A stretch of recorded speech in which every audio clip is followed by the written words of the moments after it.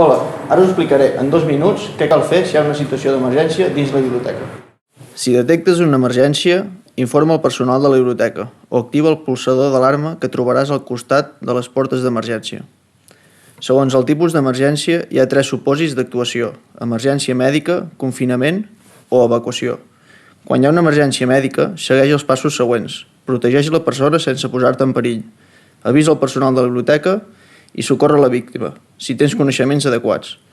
Som espai cardioprotegit. En cas d'aturada cardíaca, disposem d'un desfibril·lador a consergeria. Confinament.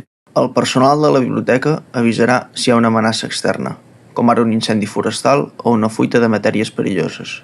No surtis de l'edifici. Confina't a dins.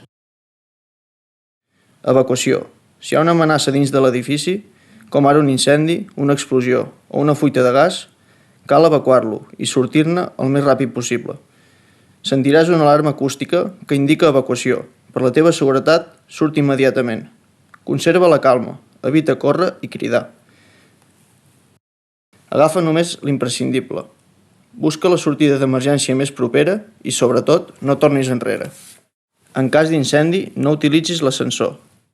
Segueix les indicacions del personal de la biblioteca. Si tens mobilitat reduïda i no tens una sortida directa al carrer, vés a una zona de refugi.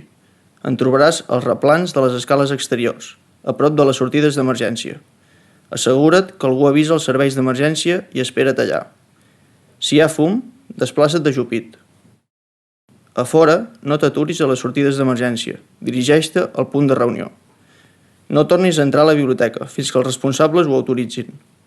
Fixa't en els cartells distribuïts per la biblioteca. Hi ha informació de com actuar en cas d'emergència.